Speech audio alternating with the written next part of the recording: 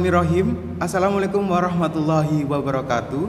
Di video kali ini kita akan mengupas tuntas tentang pembangunan Madrasah As-Safa Sawahan Gang 7. Dan alhamdulillah saat ini saya sudah berada bersama guru kita bersama Al-Habib Hadi bin Assegaf, yang insya Allah sudah siap dengan jawaban-jawaban dari pertanyaan yang sudah kami siapkan. Dan sebelum itu, untuk kalian yang belum atau yang ingin ikut andil dalam pembangunan Madrasah As-Safa Sawahan Gang 7 ini, caranya cukup mudah. Kalian bisa serahkan bantuan kalian secara tunai dan juga bahan bangunan yang bisa kalian serahkan kepada pengurus kami, yaitu Mas Syaihu dan juga Mas Fuad.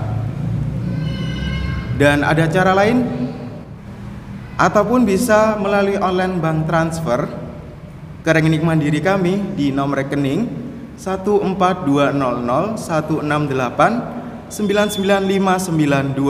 atas nama Yayasan Majelis Al-Ibadat. Setelah transfer, kalian bisa langsung konfirmasi melalui pesan WhatsApp, SMS ataupun juga telepon di nomor 0856 55072 atas nama Mas Fuad. Dan baik, sepertinya Habib Hadi sudah siap dengan pertanyaan yang kami siapkan. Pertanyaan pertama, mohon diceritakan Ustadz secara singkat bagaimana sejarah dari Madrasah As-Safa itu sendiri. Assalamualaikum warahmatullahi wabarakatuh. Bismillah, alhamdulillah, wassalatu wassalamu ala rasulillah Sayyidina wa maulana Muhammad bin Abdillah wa ala alihi wa sahbihi wa man walah wa la hawla wa la quwata illa billah. Alhamdulillah, di kesempatan yang penuh barakah ini Allah Subhanahu wa taala memberikan kesehatan yang sempurna kepada kita dan kenikmatan Islam dan iman. Mudah-mudahan kenikmatan sehat wal afiah, Islam dan iman senantiasa diberikan oleh Allah sampai akhir hayat kita. Amin, Allahumma amin. Madrasah ini diadakan tidak lain tujuannya membantu orang tua di dalam menjalankan kewajiban memahamkan ilmu agama kepada putra-putrinya. Tentunya adanya madrasah ini berulang kali kita adakan, tapi berulang kali pasang surut. Yang tadinya dari rumah kemudian berpindah ke pondok, sampai berpindah ke musola dan juga kembali ke aula madrasah yang dibangun. Kebanyakan rata-rata pada umumnya dahulu mereka ketika lulus SD atau masuk ke SMP mulai mengurangi kegiatan agama. Proses belajar mengajar dikarenakan ada les dan semisalnya. Lah, dari situ pasang surut. Yang datang, yang taklim. Lalu ketika kita sudah memfokuskan pada satu tempat, yaitu aula Madrasah As-Safa, yang dahulunya tempat ini adalah menjadi gudang untuk kerja pribadi. Lalu karena kosong tempat ini lama, kita buat menjadi madrasah. Akhirnya peraturan yang ada kita kelola dengan baik, sehingga alhamdulillah tidak ada yang terjadi seperti dahulu mereka tidak masuk atau tidak ikut karena les dan semisalnya. Mungkin karena perubahan jadwal sekolah dan yang lain sebagainya. Dan alhamdulillah perjalanan beberapa tahun ini menjadi semakin baik dan semakin baik, sehingga terwujudlah keinginan membangun di belakang aula yang ada dengan lebih besar karena siswanya atau muridnya bertambah, sehingga ketika proses belajar mengajar itu tidak maksimal, yang satu dengan yang lain terdengar suaranya ke yang lainnya sehingga murid tidak fokus. Sehingga kita berusaha membangun untuk benar-benar menjadikan yang belajar itu fokus dengan apa yang disampaikan oleh ustadz atau ustazahnya. Dan pertanyaan kedua, ini apakah tujuan utama Habib Hadi sehingga sangat bersemangat dalam pembangunan Madrasah As-Safa yang baru ini? Pertama, bukan tujuan pribadi saya. Tentunya tujuan dari beberapa ustadz, ustazah dan juga beberapa teman. Jadi bukan tujuan pribadi, melainkan tujuan dari beberapa ustadz, ustazah dan juga teman-teman yang melihat lingkungan semakin jauh orang-orang yang tidak memahami ilmu agama, tapi mereka juga mau tidak mau berhubungan dengan agama karena mereka beragama Islam, sehingga kita bersama-sama tekad kuat membangun dan terus memperbaiki, meningkatkan kualitas anak didik yang ada di madrasah, sehingga kalaupun mereka nantinya tidak melanjutkan ke pesantren, pondok dan semisalnya, mereka mendapatkan ilmu yang cukup untuk menjalankan kewajiban dengan sah dan benar, walaupun mereka tidak melanjutkan ke pesantren. Karena itu benar-benar kita fokuskan mendidik mereka agar sekalipun mereka tidak masuk ke pesantren, mereka melanjutkan mungkin umumnya, mereka menjalankan sholat dengan sah dan benar. Itu yang menjadi keinginan kita. Dan pertanyaan ketiga, apakah madrasah akan mutlak digunakan untuk belajar mengajar saja atau ada kegiatan lain yang tidak kalah manfaat dari kegiatan utama yaitu belajar mengajar tersebut? Jelas fungsinya madrasah, makanya kita gambar bangunannya itu yang bawah itu los, tidak seperti lantai 2, karena tujuan madrasah bukan hanya untuk madrasah, proses belajar mengajar dari Al-Quran atau kitab-kitab yang lainnya, tapi juga untuk rutin majelis taklim yang akan diadakan di madrasah tersebut, seperti yang berjalan majelis untuk ibu-ibu atau perempuan setiap hari Ahad jam 10, atau mungkin kegiatan-kegiatan yang lain yang mungkin saat ini masih berada di musola yang akan kita pindahkan di aula madrasah dengan tujuan tidak mengganggu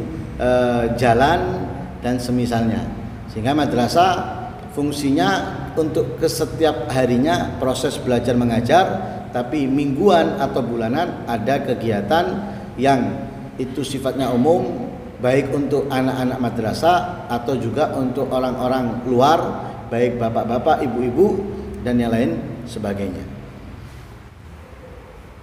Dan pertanyaan yang keempat, ini apa ada kendala di saat proses pembangunan madrasah itu, baik dari kendala dalam ataupun dari luar?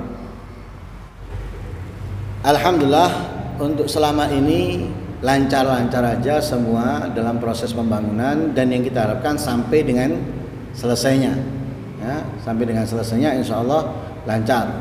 Yang perlu kita memperbaiki diri kita, yaitu memperbaiki niat, tidak ada tujuan lain kecuali Allah, agar benar-benar Allah memberikan kelancaran demi terbangunnya madrasah dan tersampaikannya ilmu kepada anak didik atau orang-orang yang akan ikut di pengajian tersebut. Karena sesuatu yang didasari dengan keikhlasan, dengan niat yang baik, insya Allah Allah akan berikan kelancaran dan kesempurnaan. Dan itu menjadi harapan kami. Dan pertanyaan kelima adalah pertanyaan penutup. Manfaat yang bisa kita peroleh ketika kita ikut andil dalam pembangunan Madrasah As-Safa ini? Kalau manfaat yang kita terima bukan kecil, walaupun yang kita berikan sedikit atau kecil, tapi manfaatnya sangat besar. Yang mana hadisnya Rasul Shallallahu Alaihi Wasallam bersabda, "Idza mata ibnu Adam inqata'a amaluhu illa min thalath." Manusia itu ketika meninggal amalnya terputus kecuali karena 3. Di antara 3 ini adalah sodakotin jariyah, sodako yang mengalir.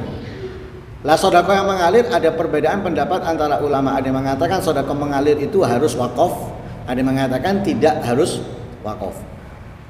Jadi orang yang membantu proses pembangunan madrasah, baik itu dengan hartanya, tenaganya, waktunya, pemikirannya, saya yakin itu semuanya tidak sia-sia kalau memang lillahi ta'ala, dan mereka tidak akan mendapatkan hanya dalam proses pembangunan tapi juga sampai hari kiamat selama tempat tersebut selalu digunakan untuk proses belajar mengajar atau majelis taklim. Nah, ketika ada anak yang, ini gambaran kecil, contoh kecil, ketika ada anak yang belum bisa membaca Al-Quran lalu masuk ke madrasah as-sofa misalnya atau yang lainnya, sehingga ia bisa membaca Al-Quran. Dari Al-Quran yang ia baca itu ada surat Al-Fatihah, minimal itu, minimal. Surat Al-Fatihah wajib ia baca setiap sholat. Setiap sholat ia wajib membaca surat Fatihah. Maka yang membantu dengan segala bentuk dan jenisnya itu mendapatkan pahala dari Fatihah yang dibaca walaupun itu dalam sholat dari salah satu anak. Lah bagaimana kalau beberapa anak, puluhan atau ratusan anak? Tentunya kemuliaan, keistimewaannya tidak akan berhenti walaupun yang membantu dengan segala jenis dan bentuknya itu meninggal. Yang membantu meninggal, dia membantu sedikit dengan tenaga atau yang lain sebagainya, tapi pahala yang ia dapatkan tidak akan berhenti. Nah, itulah keuntungan yang membantu kebaikan seperti musola, masjid, madrasah dan yang lain sebagainya.